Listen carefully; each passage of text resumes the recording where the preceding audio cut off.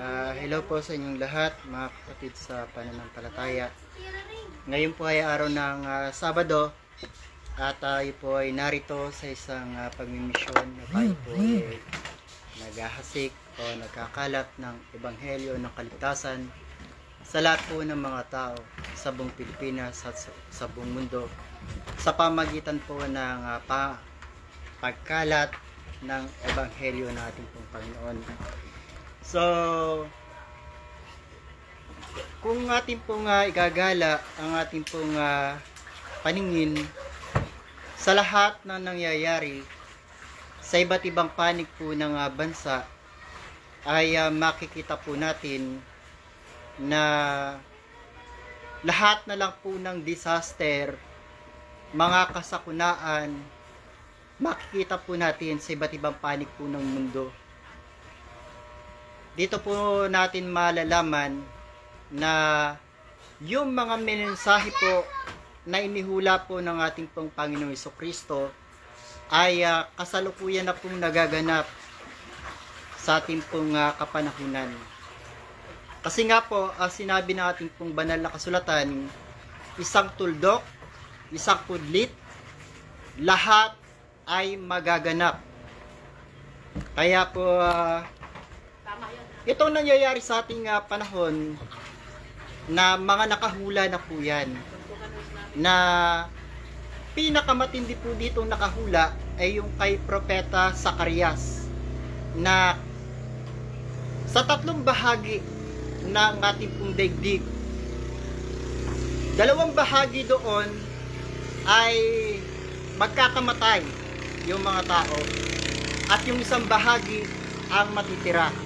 Maaari pong yung mga magkakamatay na mga tao doon sa dalawang bahagi na yon, yung po yung mga tao na hindi sumunod sa mga batas, palatuntunan, kautusan ng ating pong Panginoon at ng ating pong dakilang Ama. Yung po mga tao na hindi sumunod sa kanyang mga kautusan, sa kanyang 10 utos, dahil ang Diyos po nagbigay po yan ng mga kautusan na dapat sundin ng bawat tao sa buong Pilipinas at sa buong mundo. Kaya po yung mga taong sumusuway sa mga kautusan na ginawa ng ating pong dakilang Ama, maaaring sila po yung mga tao na nililinis na ng ating pong Panginoon. Naniniwala po ba kayo na sa panahon natin, isa ang Panginoong Jesucristo sa nagpapapatay sa mga tao at ang dakilang Ama? Babasa po tayo, no? Deuteronomio Kapitulo 32. Ito po kasi kailangan maalaman ito ng lahat ng mga tao para po tayo naman po ay makaramdam naman ng mga takot, para sa lahat ng gumagawa ng mga kasalanan, sa lahat ng mga gumagawa ng mga kasamaan, nawa po ay makapag-isip-isip na po kayo na tumigil na sa paggawa ng mga kasamaan at kasalanan na masakit sa paningin ng ating pong Panginoong Diyos. Ang sabi po dito, Deuteronomio Kapitulo 32, talatang 39. Tingnan ninyo ngayon na ako nga, sa makatuwid bagay, ako nga, at walang Diyos sa akin. Ako'y pumapatay, at ako'y bumubuhay. Ako'y sumusugat, at ako'y nagpapagaling. Alam niyo po yung sinasabing sumusugat dito, siya po yung nagbibigay ng mga sakit at karamdaman. Sa lahat po ng mga taong nagkakaroon ng mga sakit at karamdaman, kailangan din pong maunawaan nyo yung mga bagay po na ito, na ang tao binibigyan ng sakit at karamdaman ng lahat ang lahat ng mga tao na binibigyan ng mga sakit at karamdaman, pagtawag lang po yan ng Diyos sa inyo. Kailangan nyo pong maunawaan na ang Diyos po ay tumatawag ng mga taong makasalanan, dahil ang kasalanan, kapag dumami na po yan, nagbubunga po yan ng karamdaman.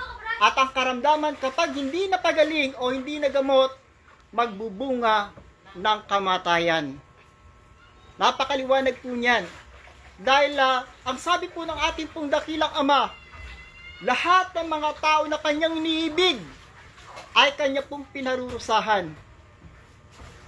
Para pong napakahirap bakit naman parurusahan ng Diyos yung kanyang mga iniibig na kanyang mga anak?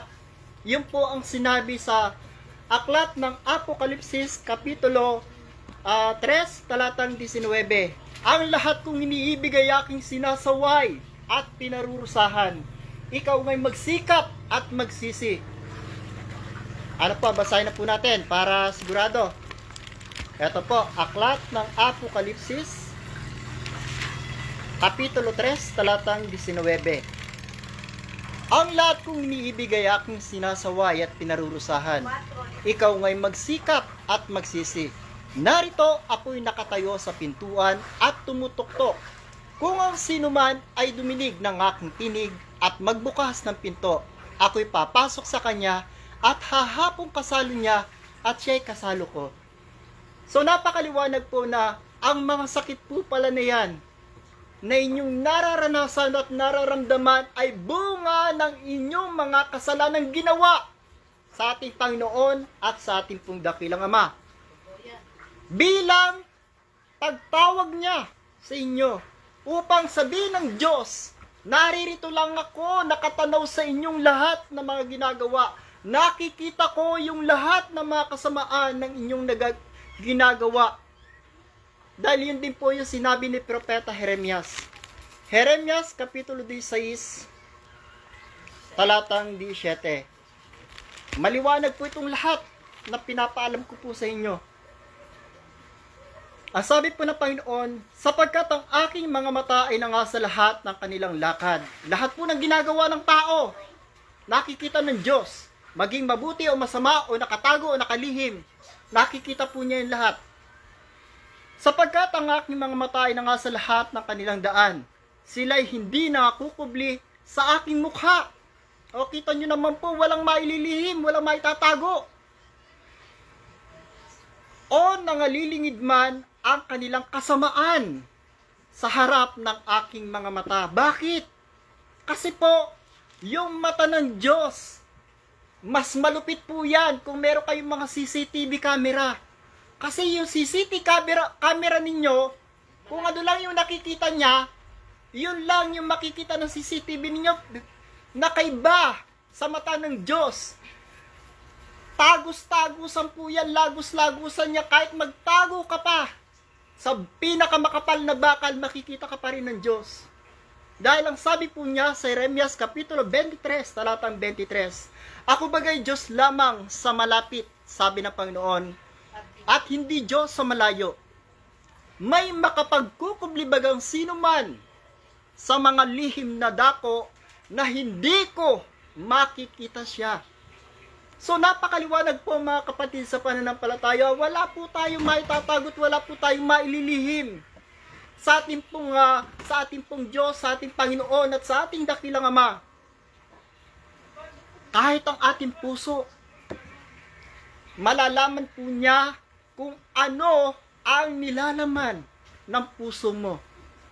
Naniniwala kayo? Sapagkat siya po ang sumisiyasat ng lahat ng ating mga ginagawa, ng lahat ng mga iniisip natin. Iniisip po palang alam na niya. Kasi po ang sabi po dito sa Jeremias Kapitulo 17, talatang 9, ang puso ay magdaraya ng higit kaysa sa lahat na bagay at totoong masama. Sinong makaalam? Wala pong ibang makakaalam niya kung sinong mang tao. Di ba lala kung ang isang tao, isang propeta? Akong Panginoon ay sumisiyasat ng pag-iisip. Aking tinatarok ang mga puso upang magbigay sa bawat tao ng ayon sa kanyang lakad, ayon sa bunga ng kanya-kanyang mga gawain. Kaya po, tandaan po nating lahat, mga kapatid sa pananampalataya, lahat ng ginagawa natin dito sa ibabaw ng mundo, habang tayo ay narito nakikipanahan, nananahan dito sa ibabaw ng lupa, lahat po ng ginagawa po natin, nakatala po yan sa ating aklat ng buhay. Meron po tayong aklat ng buhay doon sa kalangitan at kusa po yang sumusulat. Lahat ng ginagawa mo, lahat ng sinasalita mo, wala ka pong may kukubli, wala kang may dadahilan sa iyong mga kasalanan. Wala kang may paglilihim, wala kang may papagsinungaling. Kaya po mga kapatid ko sa pananampalataya, upang tayo po ay huwag nang magkasakit, huwag nang maparusahan, at huwag nang masumpa ng Diyos. Tigilan na po natin ang pagsuway sa kanyang mga batas, palatuntunan. Yun po yung 10 utos ng ating pong Panginoong Diyos. Kailangan na po nating maalaman itong mga ganitong mga bagay na kaya ang ating pong Panginoong Diyos, ang ating dakilang Ama ay nagagalit. Una-una po sa lahat, maraming mga tao ang winawalang halaga ang ating banal na kasulatan. Totoo po yan. Dahil maraming mga tao mas binibigyan ng higit na atensyon, pagmamahal, ang kanilang mga ginagawa sa kanila pang araw-araw na buhay. Number 1 na po rito yung mga trabaho. Maraming mga taong nakalimutan na ang Diyos dahil sa kanilang pagkaabala, sa kanilang kaabalahan, sa kanilang mga trabaho. Maraming mga tao ang mas binibigyan ng pahalaga yung pamilya nila kesa sa Diyos. Ano po ang sabi ng Panginoon? Ang iibig sa kanyang asawa, anak, pamilya ng higit sa akin ay hindi karapat-dapat sa akin. Napakaliwanag po ng sinasabi po ng ating Panginoon.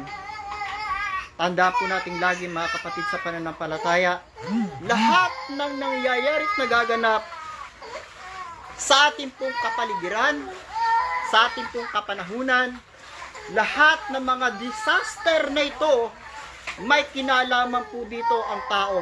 Sa lahat ng ginagawa ng tao, may kinalaman po ang tao dito. Number 1 na po yung mga pagsuway ng mga tao sa mga batas, palatuntunan ng ating pong dakilang Ama. Binigyan po tayo ng mga mabubuting halimbawa ng ating pong Panginoong Jesucristo na magpasa hanggang ngayon, napakaraming mga tao, napakaraming relihiyon ang hindi matanggap ng ating Panginoong Jesucristo ay Diyos na tagapagligtas, nag-iisang tagapamagitan, nag-iisang propeta na nagtagumpay na upong kasama ng Ama doon sa kalangitan. Kaya nga po itong nangyayari po sa atin, paghihiganti po ito ng ating Panginoon. Kasama po rito ang inutusan ng ating dakilang Ama, ang 4 na prinsipe na pinagkalooban ng karapatan na lipulin ang mga tao sa sanlibutan. Yan po mga bahana yan. Meron po mga prinsipe na inutusan ang Ama. Yung mga lindol na yan, mga tornado na yan, mga ipo-ipo na yan, yung mga bagyo na yan, bawat gumagana po, may mga prinsipe po yan na inutusan ng ating dakilang Ama na yung mga taong mga masasama at mga makasalanan, nililinis na po ng Diyos. Yun po yung sinasabi niya sa Deuteronomio Kapitulo 28, talatang 63. Na tumatawag. At pa, babasahin po natin Deuteronomio Kapitulo 28, talatang 63. At mangyayari na kung paano ang Panginoon ay nagagalak sa inyo na gawin kayong mabuti at paramihin kayo, ay gayon magagalak ang Panginoon sa inyo na ipalipol kayo at ibuwal kayo at kayo palalayasin sa lupa na inyong pinapasok upang ariin. Napakaliwanag po mga kapatid sa pananampalataya kung paano pala tayo pinarami ng Diyos. Ay gayon siya nagagalak na tayo ilipulin niya dahil sa mga kasamaan na ating pong mga ginagawa. na halos lahat na lamang po ng mga batas palatuntunan na ipinagkaloob sa atin ng ating pong dakilang Ama, lahat po ay binaliwala ng sangkatauhan. Yung pagsuway natin sa kanyang mga kautusan, yung pagsuway natin sa kanyang mga utos, sa kanyang kalooban, sino po bang ama ang hindi magagalit? Kaya nga po, sinabi ng ating dakilang Ama, kung ako nga'y ama, nasaan ang takot nyo sa akin? Kung ako nga'y ama, nasaan ang aking dangal? Alam nyo po ba kung bakit? Tingnan nyo po yung Papa ng Roma. Pasensya na po, pero yung dangal ng ama, kinuha na niya. Nasa halip sana ng ating dakilang Ama ang dinadakila nila at pinakikilala nila yung kanilang mga sarili at pinakilala nila. Sino ngayon ang sinasamba ng mga tao? Di ba sila? Sa bawat lugar na puntahan ng Papa ng Roma, nagkakagulo ang milyong-milyong mga tao. Nakita nyo po ba yan? Nasa halip sana ang itinataas nila ang ating Panginoong Diyos, ang ating dakilang Ama, ang itinaas nila yung kanilang mga sarili. Kaya ngayon, anong nangyari? Kinuha nila yung dangal ng Ama. Nasalip sana yung pagsamba na ginagawa ng mga tao sa kanila, sama sa na ginagawa ng sangkatauhan. Hindi niyo po ba napansin yan? Kahit sa bayan, kahit sa bansa pumunta ang Papa ng Roma, pinagkakaguluhan siya ng milyon-milyong mga tao. Nasa halip sana, ang kanilang dinadakila, ang kanilang ipinakikilala, ay ang ating dakilang Ama. Mas ninais nila na sila ang kilalanin. Kaya po ang ating dakilang Ama ay nagagalit na. Kaya po, masakit man po ito na malaman ninyo yung katotohanan, wala pong mga pari at Papa ng Roma na nakarating sa kalangitan. Gusto nyo patunayan yan? Punta kayo dito. Meron po tayong medium na umakyat sa kalangitan. At kaya rin po niyang malaman kung nasaan yung mga kaluluwa ng mga taong nangamatay na. Yan po ang hiwaga ng kaharian ng langit na hindi nyo alam. Marami pong mga hiwaga ang nagaganap sa kaharian ng langit. Dahil ang presensya ng ating Panginoon, ng mga banal na Espiritu, ng ating dakilang Ama, ay narito po sa kaharian ng langit. Bakit? Dahil narito po ang pastor na kanyang itinalaga sa ating kapanahunan. Ito nga po yung sinasabi namin na bawat panahon may ginagamit po na tawang Diyos. Noong kapanahunan ni Moises, ang ginamit ng Diyos si Moises. Noong kapanahunan ng ating Panginoong Jesucristo, sino ginamit niya? Ang Panginoong Jesucristo. Sa ating kapanahunan ngayon, kilala nyo kaya? Matagal na po namin siyang ipinakikilala sa inyo. At hindi rin hinangad na kilalanin nyo dahil ang pinakikilala namin sa sangkatauhan ay ang kilalanin, dakilain, sambahin ang ating Panginoon at ang ating dakilang Ama. Yan po yung hinangad namin. At hindi po kami naghahangad ng anumang paghanga kahit kanino man na nakakausap po namin ng Diyos. Hindi po kami naghahangad ng mga papuri ninyo na nakakausap po namin ang Panginoon, ang Inang Birhen, Santo Niño, lahat ng mga apostol, mga arkanghel, at ang ating pong dakilang Ama. Hindi po kami naghahangad ng kapurihan sa inyo dahil ang aming pong hinahangad ay ang pagpuri ng ating pong dakilang Ama ng Panginoon at ng lahat ng mga banal. Wala po kaming pakialam sa pagpuri ng mga tao. Hindi po namin hinahangad yan. Dahil ang hinahangad namin ay ang purihin ng lahat ng mga tao. Ang mga lumalang, ang naglalang, hindi po ang nilalang ang dapat purihin magpakailanman. Dapat sambahin dapat dakilain, walang iba, kundi ang ating Panginoon at ang ating dakilang Ama. Hindi po kami naghahangad na mapapuri ninyo. At hindi po namin inihahayag yung mga ganitong bagay para kami ay kilalanin nyo. Dahil ang amin pong pinakikilala, yung nagsugo, yung lumalang, at yung mga banal na nasa kaitaasan, yung nasa kaluwalhatian ng Ama, sila po yung aming itinataas dito. Na sana ay kilalanin na ng sangkatauhan, lalong-lalo na po ang ating Panginoong Jesucristo. Sino ba itong ating Panginoong Jesucristo na dapat kilalanin na, sambahin at dakilain ng lahat ng mga tao? Ayon po dito sa Juan Kapitulo 14, talatang 6, ang sabi po dito ng Panginoon, sinabi sa kanya ni Jesus, ako ang daan at ang katotohanan at ang buhay. Sino man ay di makaparoroon sa Ama kundi sa pamamagitan ko. Napakaliwanag. Yung mga propeta na kinikilala ninyo, may sinabi bang ganyan na sila ay makakatulong sa inyo para kayo'y maligtas, na may pamagitan kayo sa dakilang Ama?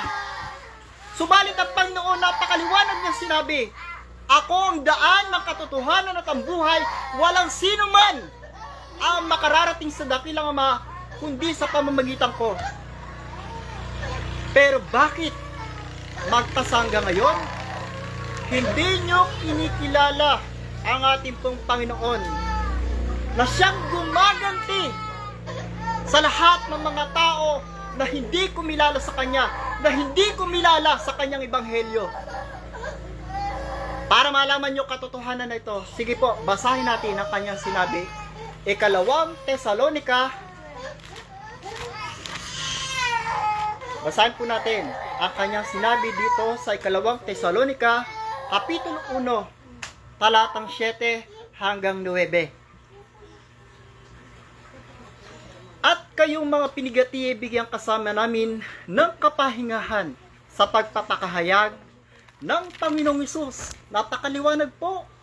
Ang nagpapakayag po dito sa amin, nagre-revelasyon, nangangaral ng gagamot, na mamahagi ng kanyang biyaya at kapangyarihan sa lahat ng mga nananampalataya sa Kanya. At panahon na rin po ito para malaman ng lahat ng mga mananampalataya na ang tunay na lingkod ng Diyos, lahat po sila may mga biyaya at kapangyarihan. Kung wala po sa kanila mga tanda na yan, huwag po kayong maniwala sa kanila. Sinabi rin po yan sa Marcos Kapitulo 16, talatang 17 hanggang 18. Binibigay po ng Panginoon yung mga palatandaan na dapat ninyong hanapin. Kaya po kapag kayo nakikinig ng mga nangangaral ng Ebanghelyo, tingnan nyo po yung mga palatandaan na binibigay ng ating pong Panginoon. Dahil lahat ng mga dapat nating malamang katotohanan, ipinagkaloob po yan ng ating Panginoon upang tayo magkaroon ng karunungan at kaalaman ng lahat ng katotohanan. Matuto po tayong magbasa ng kasulatan. Isa po ito sa kung bakit ang mga tao napapahamak kapag nakakita ng mga nangangaral. Akala nila, porke magaling magbasa, magaling magsalita, hindi nila alam, ay nagtatalumpati lamang pala yung mga nangangaral sa kanila. Sa pamamagitan kanilang mabuting pananalita at may inam na mga talumpati, dinadaya ang mga puso ng mga walang malay. Bakit walang malay? Dahil maraming mga taong hindi nagbabasa ng kasulatan. Tama po ba? Maraming mga taong binabaliwala ang banal na kasulatan.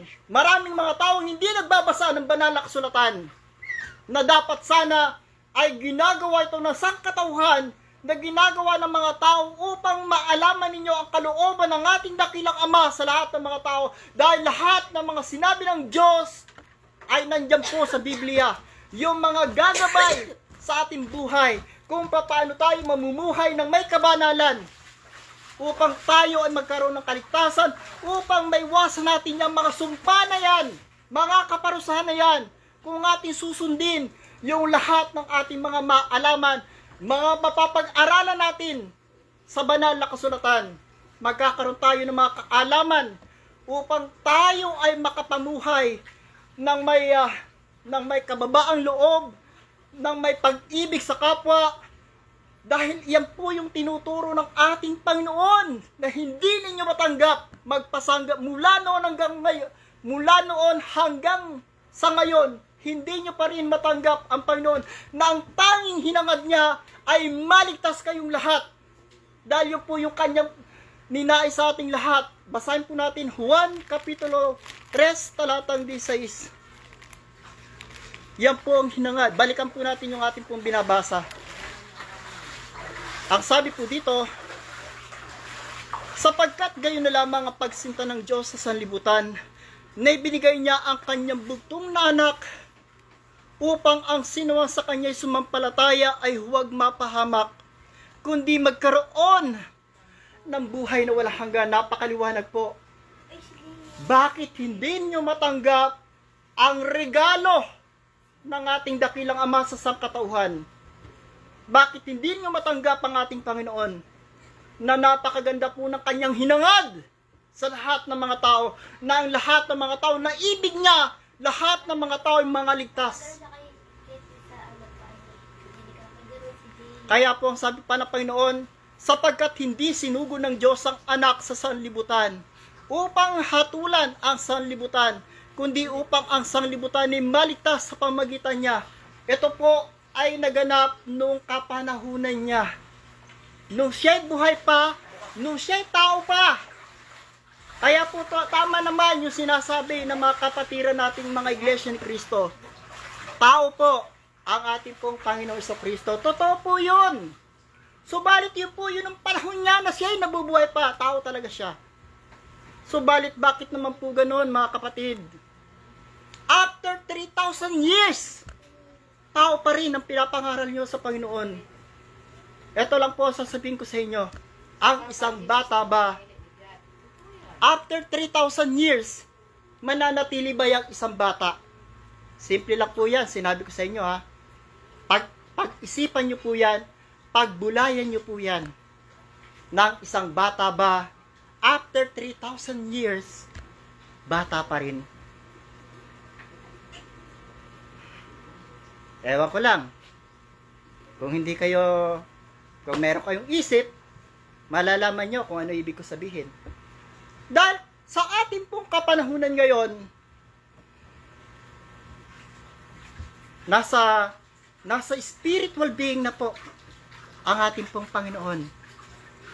Siya na po ay isang banal na espiritu na dapat sana yan po yung pinapangaral ninyo ng ating Panginoon ay isa ng banal na espiritu. Dahil yun po yung tinuro din niya sa sa Juan Kapitulo 4 talatang 22 hanggang 24. Sinasamba ninyo ang hindi nyo nalalaman. Sinasamba namin ang nalalaman namin, sapagkat ang kaligtasan ay nanggagaling sa mga Hudyo. Datapwat dumarating ang oras at ngayon na nauna, nasasabay ng mga tunay na mananambang Ama sa Espiritu at katotohanan. Hindi po ribulto. Napakaliwanag po ang sinasabi ng Panginoon. Nasasamba tayo sa Ama sa Espiritu at katotohanan, sapagkat hinahanap ng Ama ang mga gayon na maging mananamba sa Kanya. Ang Diyos sa Espiritu, ang Panginoong Kristo Espiritu sa ating kapanahunan ngayon. Ang lahat ng mga arkanghel, sila ay Espiritu. Lahat ng mga banal, sila ay mga Espiritu. Kaya tayong lahat ng mga tao ay dapat sumamba sa Espiritu at katotohanan. Sambahin natin sila bilang mga Espiritu. Ano po yung katotohanan? Ito pong Biblia. Ito pong banal na kasulatan na dapat sana ay pagbulayan ng lahat ng mga tao upang tayo po ay makapag-ipon ng mga kayamanan. Kayamanang pangkalangitan at hindi pangkalupaan ang dapat po nating ipunin. Dahil ito pong mga kayamanan na pangkalupaan na ating pong pinagpapaguran, na ating pong pinagsisikapang maipong mga kayamanan na yan, ayon po kay Haring Solomon, lahat ng mga bagay na yan ay pawang mga walang kabuluhan, at kahit isang sentimo ay wala kang madadala sa kalangitan. Subalit itong mga kayamanan na ating pong pag-aaralan na galing sa banal na kasulatan, lakipan lang po natin ito ng mga mabubuting gawa. Yan po yung mga kayamanan na dapat po nating hangarin, na dapat po nating magawa sa sangkatauhan. Dahil ito yung mga kayamanan na kahit sino man ay walang makananakaw. Mag-ipon po tayo ng mga kayamanan doon sa kalangitan at hindi po dito sa kalupaan. Dahil yung mga kayamanan na ating may ipon dito sa langit, doon sa langit, lahat po yan, pakikinabangan po natin yan. Isa yan sa magdadala sa atin sa buhay na walang hanggan. Balikan po natin itong ating pong binabasa. Sapagkat hindi sinugo ng Diyos ang anak sa sanlibutan upang hatulan ang sanlibutan, kundi upang ang sanlibutan ay maligtas sa pamamagitan niya. Kaya nga po tinubos ng Diyos, ng ating Panginoong Jesucristo, ang lahat ng mga tao. Siya ay nagpakasakit, nagsakripisyo, ipinako sa krus, namatay, inilibing. Pagkatapos, binaliwala ng sangkatauhan ang lahat ng kanyang ginawa. Kaya nga po ang Panginoon, narito siya ngayon sa ating kapanahunan. Ang sabi niya, tapos na po ang pagtubos. Nasa panahon na po tayo ng paglilinis ng Diyos. Nasa panahon na po tayo ng paghatol. Dahil ang sabi niya, yung mga hindi sumasampalataya ay hinatulan na. At yung mga sumasampalataya, hindi po hinahatulan. Kaya po yung mga hindi naniniwala sa Panginoon, sila po yung mga taong dinidilubyo niya ngayon. Napansin niyo po ba? Lahat ng mga bansa na dinilubyo, na halos ay gunawin na yung kanilang mga bansa. Tingnan niyo po kung anong pananampalataya meron sila. Karamihan ng mga bansa na yan, hindi nila kinikilala ang Panginoong Jesucristo. Karamihan ng mga bansa na yan, hindi nila tinanggap ang ating Panginoon. Hindi nila tinanggap yung ebanghelyo at pangangaral ng Panginoong Jesucristo dahil hindi nila kinikilala at tinatanggap yung Panginoong Jesucristo bilang Panginoon at sariling tagapagligtas na siyang dapat sana'y ginawa nila. Bakit hindi nila mapagbulayan yung mga ganyang nagaganap sa kanilang kapanahunan na halos ubusin na yung kanilang lahi? Galit na galit po ang Panginoon. Napakaliwanag po kasi na sinabi niya, ang sumasampalataya sa Kanya ay hindi hinahatulan. Ang hindi sumasampalataya ay hinatulan na. Hindi niyo po ba napapag-isipan yan? Bakit sino ba yung Panginoong Jesucristo? Na kung maniniwala ka sa Panginoon, kung maniniwala ka sa isinugo, dahil yung nagsugo sa Kanya, siya ang inyong pinaniwalaan. Yan nga po sinasabi ko, ang Diyos ay gumagamit ng tao. Nung kapanahunan niya, ang Panginoong Jesucristo ay ginagamit ng ating dakilang Ama, na kung kayo ay naniwala sa Kanya, ang pinapaniwalaan nyo ay ang nagsugo sa Kanya, at ang pinaniwalaan nyo ay ang dakilang Ama. Sinabi po niya yon. Dahil lahat ng sinasabi ng Panginoon, kung paano sinabi ng Ama, ay gayon niya sinasalita. Kung ano yung pinapagawa sa Kanya ng Ama, ganon niya ginagawa. Bilang kami po ng mga saksi ng Panginoon na nagpapatotoo sa Kanyang lahat ng mga ginagawa dahil nag-iwan po siya ng mga mabubuting halimbawa sa ating lahat ng mga tao na dapat po nating tularan. Subalit sa kabila ng Kanyang lahat ng mga ginawa, patuloy at patuloy kayong hindi naniniwala sa Kanya, at ang masakit pa po nito, itinakwil nyo yung Panginoon. Ngayon, kayo naman ang itinatakwil ng Panginoon. Paano lamang kung kayo'y magkamatay at magkita-kita kayo sa harapan ng Panginoon sa kalangitan? Hindi nyo po ba naisip? Dahil hindi po natin alam, maaring ngayon, humihinga ka pa, paano na lamang kung bukas sa makalawa, susunod na araw, o sa mga susunod na mga linggo at buwan, nakasisigurado ka ba na ikaw ay buhay pa? Tingnan po natin ang panahon. Hindi po natin alam kung ano ang mga magaganap sa ating kapanahunan ngayon. Marami pong nakabadya na mga magaganap na mga kalagim-lagim. Marami na pong naghula, marami nang nagsabi, at kasama po dyan yung sinasabing the big one. Sino ang makapagsasabi na kung kailan ito magaganap? Wala pong nakakaalam. Kailangan po natin dito, para po maiwasan natin itong mga bagay na to, tanggapin po natin ang ating Panginoon bilang ating Panginoon at sariling tagapagligtas. Dahil ang sumasampalataya sa Kanya ay hindi niya hinahatulan at hindi niya pinapatay. Dahil ang sabi ng Panginoon sa Lucas, Kapitulo 19, talatang 27, lahat ng hindi naniniwala sa Kanya ay Kanyang mga kaaway. Datapwat itong aking mga kaaway na ayaw na ako'y maghari sa kanila. Dalhin ninyo rito at patayin ninyo sa harapan ko.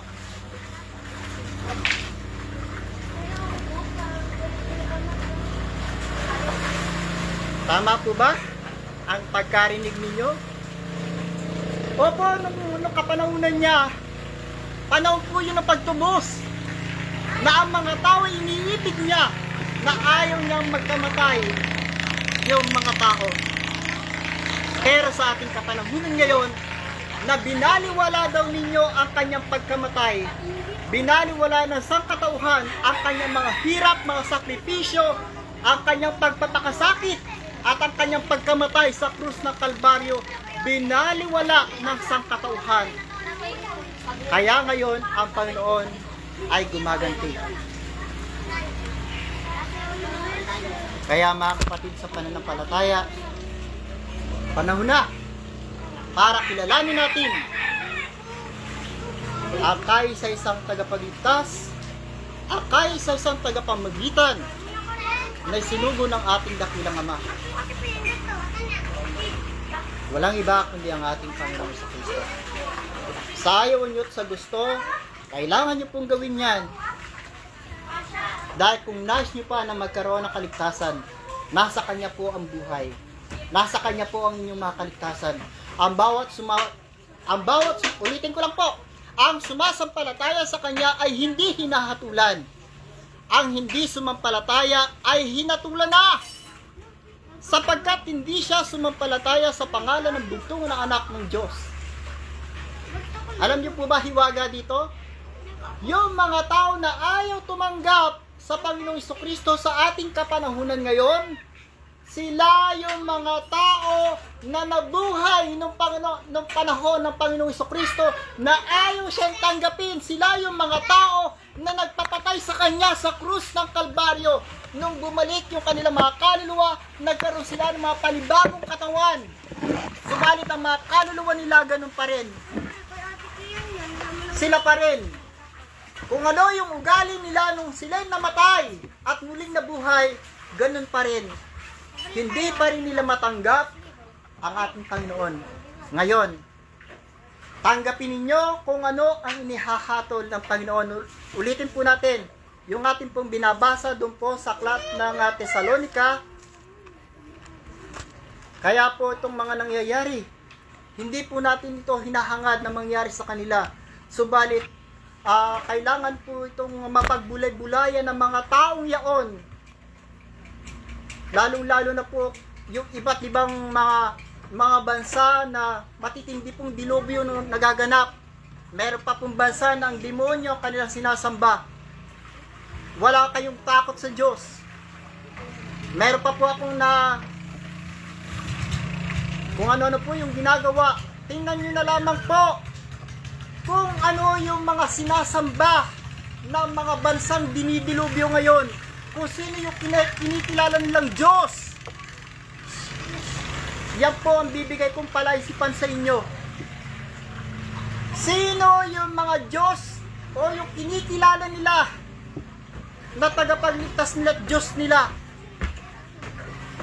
Bakit ganun ang ginagawa sa kanila ng Panginoon? Kilalanin niyo po yung mga kinikilalang Diyos ng mga bansa na yan. Bakit sila dinidilubyo? Tanong po yan sa inyo. Sagutin nyo po yan. Pagbulayan nyo yung mga nagaganap. Huwag na po tayong magpatumpik-tumpik pa. Natatanga-tanga lang tayo sa mga nangyayari at nagaganap sa ating pong panahon. Dahil maaring isang araw, yung pinapanood mo na yan, ng mga dilubyo nagaganap sa kanila at mga kasakunan at disaster na yan, hindi ka ba natatakot na isang araw? Hindi ka ba nababahala na isang araw, yung pinapanood mo na yan ay nasa iyong harapan? Na pwedeng mamatay ang iyong pamilya at ikaw mismo na nanonood sa akin. Hindi ka ba nakakaramdam ng takot? Dahil hindi po natin alam ang ating panahon ngayon. Maraming nakabadyang panganib, maraming nakabadyang darating na mga dilubyo dahil nasa panahon na po tayo ng paglilinis ng Diyos, na ang lahat ng mga makasalanan ay kanyang lilinisin, na ang lahat ng mga makasalanan ay kanyang papatayin at aalisin sa sanlibutan. Napakaliwanag po ng sinabi ko po sa inyo nang binasa natin kanina sa aklat ng Deuteronomio, na kung paano ang Diyos ay nagagalak na tayo paramihin, ay ganun siya magagalak na ipalipol tayong lahat. Hindi po siya manghihinayang sa mga tao, ay sumunod sa kanyang mga batas, ay sumunod sa kanyang mga palatuntunan, ay sumunod sa itinakdang araw na Sabat, na kung ang dakilang Ama ay iginalang ang ikapitong araw, ang araw ng Sabat. Tayong mga tao, kailan natin gagalangin ang araw ng Sabat? Pasensya na po sa inyo, pero nais ko lamang kung ipaalam ang mga kalooban ng ating Ama na nasa langit kung bakit siya galit na galit. At tayo po yan sa aking mga naririnig na mga mensahe na walang nagbago kahit isa. Sinabi po yan ng ating dakilang Ama nang siya'y bumaba dito sa karya ng langit. Wala daw po nagbago kahit isa. Wala. Hanggang kailan po ito magaganap? Na nung panahon ni Apostol San Pablo, wala raw nagbago kahit isa. Sa panahon natin ngayon, wala rin daw nagbago kahit isa. Ano na lang ang naghihintay sa atin? Magpapatuloy ba tayo sa pagkakasala upang ang mga biyaya ay makapanagana sa atin? Huwag nawang mangyari. Yan po ang sinasabi ng Apostol San Pablo sa lahat ng mga tao. Magpapatuloy ba tayo sa mga kasalanan para magkaroon tayo ng mga biyaya? Kayo po sumagot. Para magkaroon ka ng mga kasaganaan. Marami po kasi mga tao nananagana nga sila pero sa paggawa ng kasamaan, sa paggawa ng kasamaan sa kanilang kapwa, na kahit anong gawin nila sa kanilang kapwa, ang importante sa kanila yumaman sila. Ano ba maganda? Marami naman. Maganda yun eh. Sa'yo wala, tuloy pa. Pasensya na po kayo sa akin dahil nararamdaman ko lang po kung ano yung nararamdaman na ating dakilang Ama, na kahit sa pakiramdam lang po talaga po nakakaramdam po ako kasi po napakahirap sa ating dakilang lumikha sa atin na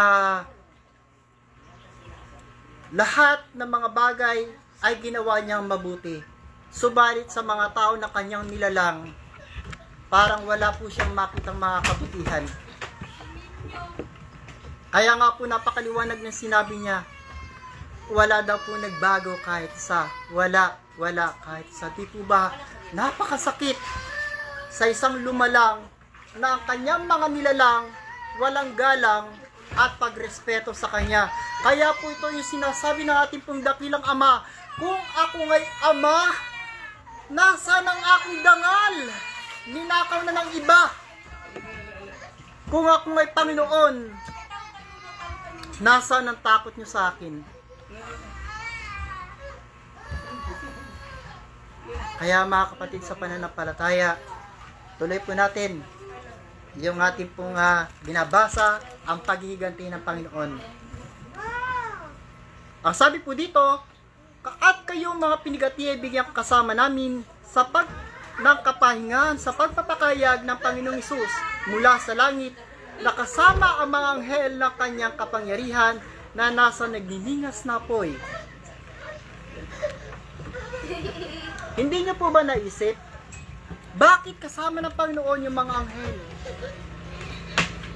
Ibig sabihin, ang Panginoon pala talaga ay kung yung mga anghel ginagalang ang Panginoon, bakit tayo mga tao, hindi natin siya may galang, hindi natin siya matanggap, hindi natin makilalanin ang Panginoon bilang ang ating Panginoon sa Kristo bilang ating Panginoon at sariling tagapagligtas. Samantalang pinaglilingkuran siya ng mga anghel. Maniniwala kayo na naglilingkod sa kanyang mga anghel? Basahin niyo po yan. Mateo Kapitulo 4. Sige po, basahin na po natin. Lahat po kasi na sinasabi ko, nasa Biblia po yan. Mateo Kapitulo 4. Ito po, sa 11. Nang magkagayon iniwan siya ng diablo at narito, nagsidating ang mga anghel at siya'y pinaglingkuran. O kita nyo naman po, yung Panginoong Jesucristo na hindi nyo matanggap, bakit pinaglilingkuran ng mga anghel? Yung mga propeta na kinikilala ninyo, propeta Buddha, propeta Muhammad, meron po bang nakasulat na ganito na pinaglingkuran sila ng mga anghel? May nabasa ba kayo? Bakit? Sa dinami-dami ng mga banal na espiritu na bumaba dito sa karya ng langit, never heard yung mga propeta na yan na dapat sana nagre-report sila sa sugo. Mahiwaga yan. Hindi nyo na naman matatanggap yung mga sinasabi kong ito. Pero tandaan nyo po, ako po ay nagsasalita, hindi po galang sa aking sarili. Ako po ay nagsasalita sa ngalan ng Ama at ng Panginoon. Ipinapaalam ko lamang po yung damdamin ng Panginoong Jesucristo at ng ating dakilang Ama, yung kanilang mga kalooban, upang ating pong maalaman yung kanilang mga saloobin na dapat po natin gawin upang tayo ay magkaroon ng kaligtasan, upang tayo ay magkaroon ng buhay na walang hanggan. Yan po yung aking hinahangad sa inyo lahat. Tuloy po natin. Na magiganti sa hindi nagsisikilala sa Diyos at sa kanila na hindi nagsisitalima sa ebanghelyo ng ating Panginoong Hesus, na siyang tatanggap ng kaparusahan na walang hanggang kapamakang mula sa harapan ng Panginoon at mula sa kaluwalhatian ng kanyang kapangyarihan. Napakaliwanag po ba? Ang Panginoong Jesucristo po ang gumaganti. Sino po yung ginagantihan niya? Yung mga tao na ayaw siyang tanggapin. Yung mga tao na ayaw makinig ng kanyang ebanghelyo. Yung mga tao na itinatakwil yung kanyang mga inaaral. Mga taong itinatakwil yung kanyang ebanghelyo at hindi siya kinilala bilang Panginoon. Yan po ang mga taong kanyang pinaghihigantihan. Pero sa mga tao na kumikilala sa kanya, hindi po niya yan hinahatulan. At pinagkalooban niya sila magkaroon ng karapatan na maging mga anak ng Diyos. Napakasarap, di po ba? Kung tanggapin mo ang Panginoon, pagkakalooban kanya ng karapatan na maging anak ka ng Diyos. Sige po, basahin po natin dito sa aklat ng San Juan Ato po, napakalinaw. Juan, Kapitulo 1, talatang 12. Napakaganda po kasi ng ino-offer ng Panginoong Jesucristo. Bakit hindi niyo siya matanggap?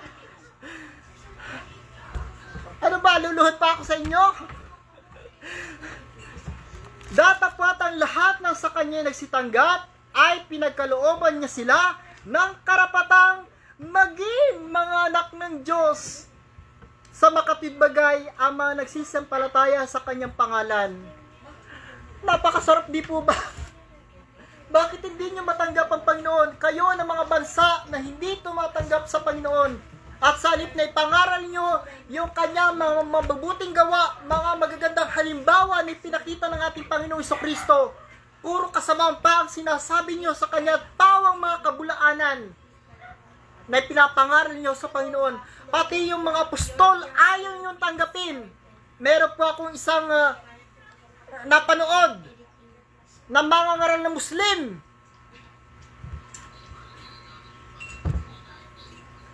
Pati ang kagalang-galang na apostol San Pablo, binabastos mo. Alam mo, hindi ko na po sasabihin yung pangalan mo.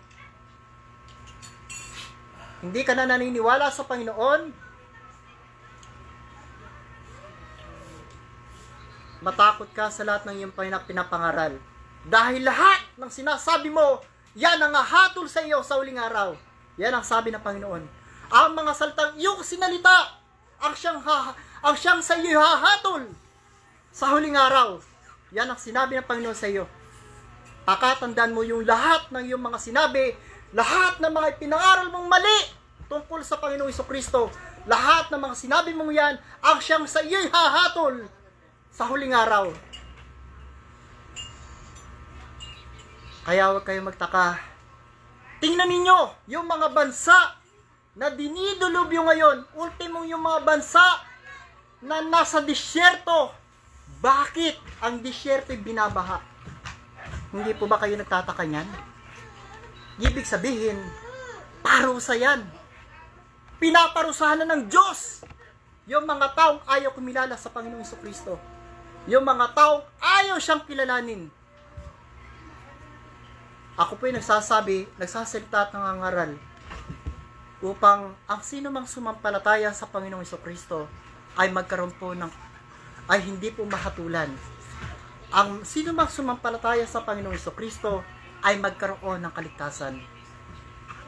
Dahil ang sabi ng Panginoon, ako ang daan, ang katotohanan at ang buhay.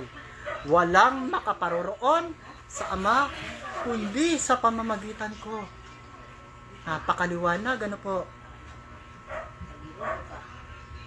At sa amin po, na nakakasaksi sa pagbaba ng banal na Espiritu ng Panginoong Jesucristo, hayag ako pong isasabihin sa inyo, mas paniniwalaan ko yung banal na Espiritu na naririnig ko yung kanyang tinig kesa sa mga sinasabi nilang mga propeta na never heard sa tanang buhay ko dito sa pananampalatayang to, na lahat ng mga banal halos nakita ko nang bumaba dito, pero sila minsan hindi ko narinig yung kanilang tinig. Sino ngayon na paniniwalaan ninyo yung mga banal na Espiritu na bumababa, na naririnig nyo ang kanyang tinig, at bago sila umakyat sa kalangitan, nagpapakilala po yan.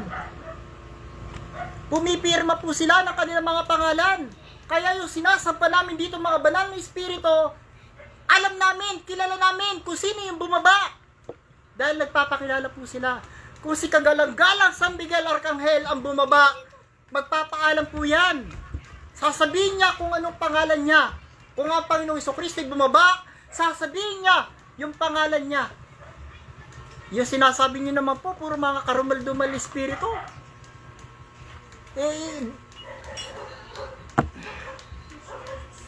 Isipin nyo na lamang po yung isang karumal-dumal na espiritu. Halimbawa, pumasok sa akin, palagay nyo ba makakapagsalita yun, makakapangaral yun? Makakapagbahagi ng biyaya at kapangyarihan? Makakapagbasbas ng tubig para makapagpagaling ng mga taong may sakit at karamdaman? Kung karumal-dumal na espiritu po yan, ano po yung mangyayari sa akin kung pumasok sa akin ng masamang espiritu?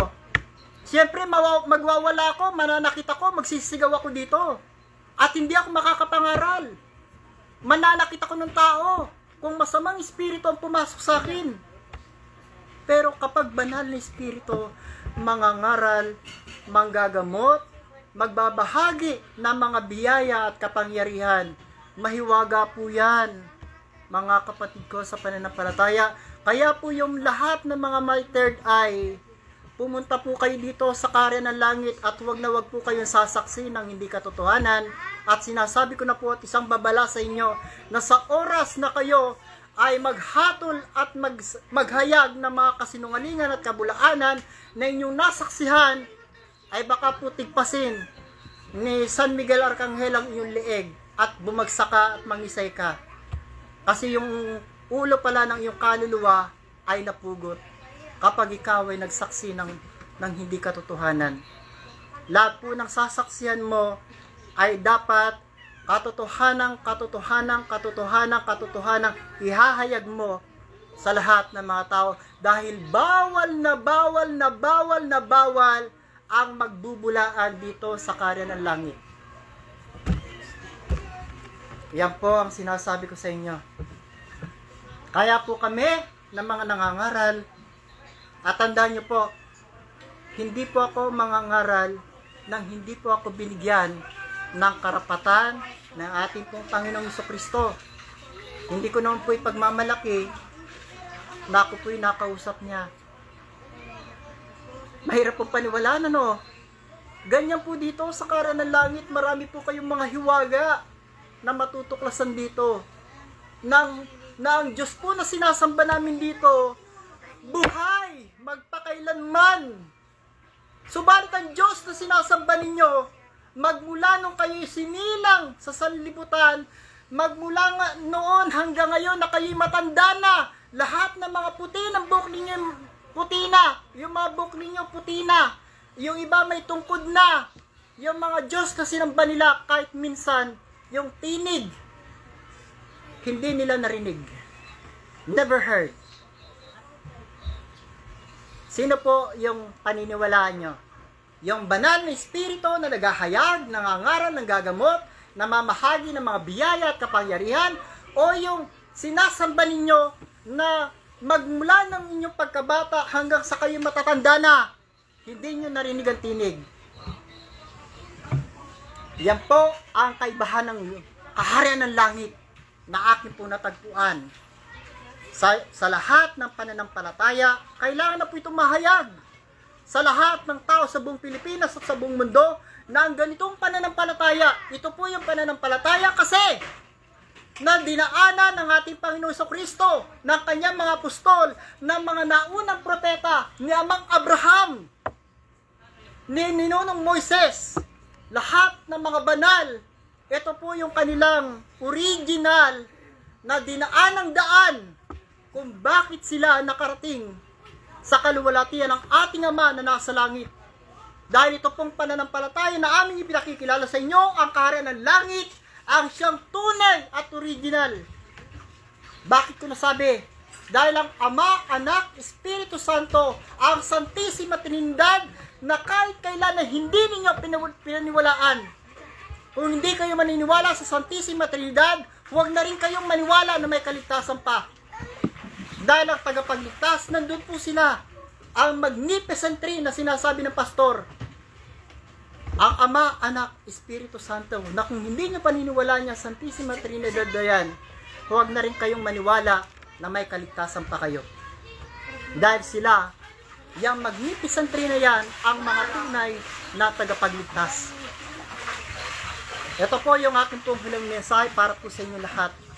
Kaya po kami nangangaral ng ganito, mahal po namin kayong mga tao, na ito pong pananampalataya na aming po nakilala, na ipinakilala ng pastor sa amin.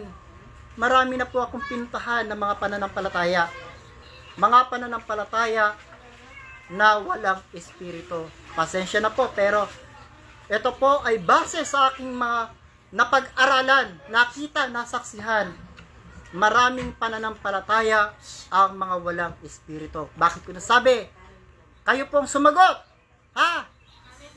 Sa inyong pagsamba, sa inyong pagpupulong sa araw ng pagsamba, may bumababang banal na espiritu sa inyo. Wala. Wala, di ba? Nasaan ang presensya ng mga banal na espiritu? Dito sa Karyan ng Langit, kapag tumawag kami ng banal, kapag sinabi ng pastor, tawag kayo ng espiritu, kanta lang kami ng Come Holy Spirit, Ama namin, karakarakang bababa, ang banal. Bakit nangyayari ang lahat ng ito? Dahil may isang sugo na naganda ng daan. Basahin pa ba natin? Sige. Biblical po tayo eh. Malakyas, Kapitulo 3, talatang 1. Lahat po na sinasabi ko rito, patututuhanan ko po yan sa pamagitan po ng banal na kasulatan. Ang pagdating ng sugo ng Panginoon, narito ang aking sinusugo, ang aking sugo, at siya maghahanda ng daan sa harap ko. At ang Panginoon na inyong hinahanap ay biglang paroroon sa kanyang templo. Kaya po itong templo na sinasamba namin, wala po kaming pakialam. Kahit ito'y barong-barong lang. Okay lang po yun, dahil ang tunay na templo ng Diyos, hindi po yung templo na yan. Ang tunay na templo ng Diyos, tayong mga tao. Yung mga tao na tumanggap sa Panginoon, yung mga tao na tumanggap sa ating dakilang Ama ng buong puso at ng buong kaluluwa. Pero, huwag po nating tanggapin at kilalanin ng Panginoon, hindi lang sa pamamagitan ng ating mga labi na sinasabi ni kagalang-galang propeta Isaias sa Marcos Kapitulo 7, talatang 6. Pasensya na po, marami po kasing mensaheng dumarating. Kaya kailangan nyo pong maalaman itong mga mensahe na pinagkakaloob nila. Kailangan po nyong maalaman po ito para magkaroon po kayo ng pagbulay-bulay sa lahat ng mga nangyayari at nagaganap sa ating kapanahunan ngayon. Na sana ang bawat isa sa atin dito ay magkaroon ng kaligtasan. Yan po ang hinahangad ko sa inyo lahat. Na magkaroon po tayo ng pagbubulay-bulay sa mga nangyayari at nagaganap sa ating pong hindi po ako nanunuligsa. Sinasabi ko lang po sa inyo yung lahat ng mga bagay na dapat na po nating maalaman. Kailangan pong maalaman ito ng lahat ng mga tao na ang sabi po kasi ng Panginoon, marami raw pong nangapapahamak dahil sa kawalan ng kaalaman. Ang aking bayan ay nawawasak dahil sa kawalan ng kaalaman. At yun din po yung sinabi ng ating pong kagalang-galang na Dr. Jose Rizal. Marami raw pong mga tao ang nangapapahamak dahil sa pagkawalan ng kaalaman. Hindi ko na lamang po matandaan yung pinakabuo na kanyang sinabi. Pero yun po yung pinakabuod na dapat pala ang lahat ng mga tao magkaroon ng kaalaman upang ang tao po magkaroon ng kaligtasan.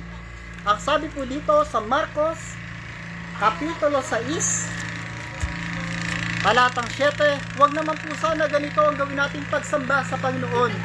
Kung tatanggapin po natin yung Panginoon, huwag sana ganito. Tanggapin po natin siya ng buong puso at ng buong kaluluwa bilang ating Panginoon at sariling tagapagligtas. Ang sabi po rito ni Propeta Isaias, at sinabi niya sa kanila, mabuti ang pagkahula ni Isaias tungkol sa inyong mga mapagpaimbabaw. Ayon sa nasusulat, ang bayang ito'y ginagalang ako ng kanyang mga labi. Datapwat ang kanilang puso ay malayo sa akin. Marami po kasing kumikilala sa Panginoon, subalit hanggang bibig lamang pala, hanggang dila lamang pala ang kanilang pagsamba sa Panginoon. Maraming mga tao ang hindi kinikilala ang Panginoon, subalit sinasabi nila na iniibig nila ang Panginoon at sinasamba nila ang Panginoon. Pero sa kabila na noon, hanggang labi lang pala, na sinasabi naman po pala ni Propeta Isaias, ang bayang ito'y ginagalang ako ng kanyang mga labi. Datapwat ang kanilang puso ay malayo sa akin. Datapwat walang kabuluhan ang pagsamba nila sa akin, na nagtuturo ng kanilang pinakaaral ng mga utos ng tao. nilisan ninyo ang utos ng Diyos at inyong pinangahawakan ang salit-saling sabi ng mga tao. Ayun po, yung mga sari-saring doktrina daw po ninyo na nakapagligaw na po ng napakaraming mga tao. Tama na po yan, tigilan nyo na po yan. Dahil ang isang mangangaral po, tandaan po natin lagi, sinabi rin po ng ating pong kagalang-galang na Apostol San Pablo, paano kayong nakapangangaral kung hindi naman po pala kayong mga isinugo? Ibig sabihin po niya, hindi po ako. Ibig sabihin po ng Apostol San Pablo, nakialam lang daw po kayo sa banal na kasulatan. Dahil ang banal na kasulatan, tanging sugo lang ng Diyos ang binigyan niya ng authority para mangaral. Dahil nasa Kanya ang kapangyarihan at karunungan ng Diyos upang maipahayag, mailahad ang lahat ng mga lihim, mga hiwaga, talinghaga at misteryo ng ating banal na kasulatan. Nasa sinugo po ng Diyos ang karunungan. At wala po sa mga tao na ngahas mangaral. Kaya po ang sabi ni Apostol Santiago naman, sige po, basahin po ulit natin. Ito po ay babala lamang sa lahat po ng mga nangangaral. Ang sabi po ni Apostol Santiago, sa lahat ng mga nagguguro-guro na hindi naman pala talagang guro. Santiago, Kapitulo 3, talatang 1. Huwag maging guro ang marami sa inyo, mga kapatid ko. Yamang nalalamang tayo tatanggap ng lalong mabigat na hatol. Ganyan po, nasa kahatulan na po tayo. At lahat ng mga nangangaral na hindi naman pala talagang mga guro, hahatulan po kayo sa inyong mga sinabit, sinalita at ipinangaral na kung maraming mga tao nangaligaw, lahat po ng mga dugo nila ay sisiyasatin sa inyong mga kamay. Ganyan po kabigat. Nakakatakot po. Kung gaano karaming mga tao ang nailigaw mo na nagkamatay, lahat ng dugo nila ay sisiyasatin sa iyong pong mga kamay. Yan po ang sinabi naman ni Propeta Ezekiel 3:18. Basahin nyo na lamang po na sinabi rin ng ating kagalang-galang na Propeta Ezekiel na yung isang tao dapat aralan mo, turuan mo na magbalik loob sa Diyos, turuan mo na kilalanin ng ating Panginoon, na kung di mo yan magawa, kapag namatay ang taong yun, ang dugo ng taong yun ay sisiyasatin sa iyong kamay ng ating Panginoon. Napakabigat po ang pangangaral ng banal na kasulatan kung hindi po tayo binigyan ng authority sa pangangaral. Kaya po mga kapatid ko sa pananampalataya, ito na po siguro yung tamang panahon para maalaman natin na sinabi rin po ng ating kagalang-galang na Apostol San Pablo kung bakit maraming mga tao ang naghangad na kahit walang kaalaman at karunungan sa mga iwagat talinghaga ng misteryo ng banal na kasulatan, nangas po silang mangaral. Ito po ang dahilan. Itinuro din po ng ating kagalang-galang na Apostol San Pablo. Iyan po ay mababasa natin sa Roma, Kapitulo 16, talatang 18. 17 hanggang 18. Pasensya na po, pero ito po, hindi po sa akin galing to. Galing po ito kay Apostol San Pablo na dapat niyo pong malamang lahat kung bakit maraming mga tao naghangad na makapangaral. Ang sabi po niya rito, ngayon pinamamanik ko sa inyo mga kapatid, natandaan ninyo yaong mga pinanggagalingan ng pagkakabahabahagi at ng mga katitisuran laban sa mga aral na inyong nangapag-aralan, at kayo'y magsilayo sa kanila sapagkat ang mga gayon ay hindi nagsisipaglingkod sa Kristong Panginoon kundi sa kanilang sariling tiyan, at sa pamamagitan ng kanilang mabubuting pananalita at may inam ng mga talumpati ay dinadaya ang mga puso ng mga walang malay. Bakit po kasi walang malay? Dahil karamihan ng mga tao hindi nagbabasa ng Biblia. Karamihan ng mga tao winawalang halaga ang banal na kasulatan na salita ng Diyos. Tandaan po natin ang Biblia, salita po yan ng Diyos. Na kung hindi mo yan bibigyan ng pansin, na kung hindi mo yan bibigyan ng pahalaga, binaliwala mo po ang Diyos. Lalong-lalo na kung hindi ka pa marunong manalangin. At sa pananalangin mo, tandaan mo, isa lamang po ang panalangin itinuro ng ating Panginoon. Mateo Kapitulo 6, talatang 9. Basahin niyo po yan. Mateo Kapitulo 6, talatang 9. Ayaw po ng Ama ang paulit-ulit na pananalangin na napakahaba. Ayaw po ng Ama ang ganyang klaseng, lahat naman po kasi tinuro po ng Panginoon. Bakit ayaw natin sundan ang mga itinuro ng Panginoon? Na itinuro niya, ibigin ang ating kapwa ng kagaya ng ating sarili at hindi gawa ng kasamaan. Ibigin natin ng ating Panginoong Diyos. Napakaganda po ng mga iniwang halimbawa sa atin ng ating Panginoong Jesucristo. Pero sa kabila noon, hindi nyo pa rin matanggap at itinakwil nyo pa ang Panginoong Jesucristo. Pero sa lahat po na nangatatakot sa kanyang pangalan, ay sisikat ang araw ng katuwiran na may kagalingan sa kanyang mga pakpak. Dahil lahat po ng mga tumanggap sa Panginoong Jesucristo, lahat sila ay binigyan ng karapatan ng maging mga anak ng Diyos. Kaya tayo po na lahat ng mga, ito po yung aking pong huling mensahe sa inyo pong lahat. Sa binabasa po natin sa 2 Tesalonica, pagka paririto siya upang luwalatin sa kanyang mga banal at upang siya maging kahanga-hanga sa lahat ng mga nagsisampalataya. Kaya po kami, hindi po yung mga sarili namin ang itinataas namin.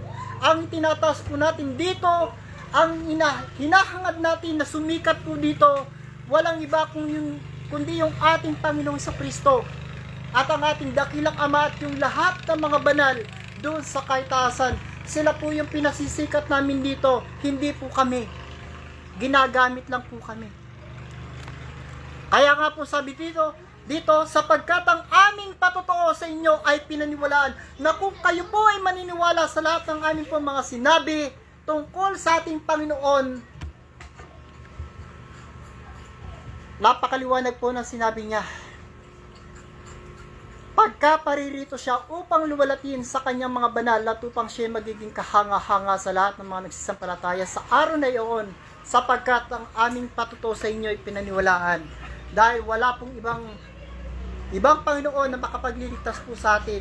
Walang ibang propeta na makapagliligtas sa atin kundi ang ating Panginoon. Dahil siya lang ang daan, ang katotohanan at ang buhay. At walang makararating sa ating pong dakilang Ama kundi sa pamamagitan niya. Kaya mga kapatid ko sa pananampalataya, ito lamang po ang maiwan kong mensahe sa inyong lahat. Tanggapin po natin ng ating buong puso, ng ating buong kaluluwa ang ating pong Panginoong Jesucristo at higit sa lahat ay ang ating dakilang Ama, dahil wala pong iba na makapagliligtas sa atin. Hindi po tayo maliligtas ng mga relihiyon na yan na sinasabi nila, pumasok ka dito, ligtas ka. Subalit yung mga kaluluwa naman na yun na kapag namatay na, nandito pa rin naman po sa kariyan ng langit. Dito po sila nagtatakbuhan. Dito po sila yung mga kaluluwa. Ito po, malapit na po yung November 1. Kaya nga po, hinahamon ko yung lahat ng mga may third eye. Punta po kayo dito para makita nyo, masaksihan nyo kung paano magligtas ng dami-libong kaluluwa ang pastor. Kasama po ng mga arkanghel. Yan po yung mga hiwaga na dapat na pong mahayag sa sangkatauhan. Kung ano, kahit ganito lamang ang aming sambahan ay isang barong-barong. Hindi po namin ikinahihiya yan. Dahil ang tunay na templo ng Diyos, tayo po mga tao. Hindi po itong templo nito. Kaya po mga kapatid sa pananampalataya, ibigin po natin ang ating Panginoon ng ating buong puso, ng buong kaluluwa at ng buong lakas natin. Dahil siya lamang ang ating magiging tagapagligtas at tagapamagitan sa ating dakilang Ama. Yun lamang po at maraming salamat po sa inyong lahat. Ang lahat ng kapurihan, kapangyarihan at karangalan ay ating itinataas sa ating dakilang Ama at sa ating Panginoon at sa lahat ng mga arkangheles na kalangitan at sa lahat ng mga banal na espiritu. Maraming salamat po sa inyong lahat. Sumainyo nawa ang biyaya at kapayapaan mula sa Diyos Ama at sa ating Panginoon Jesucristo. Maraming salamat po.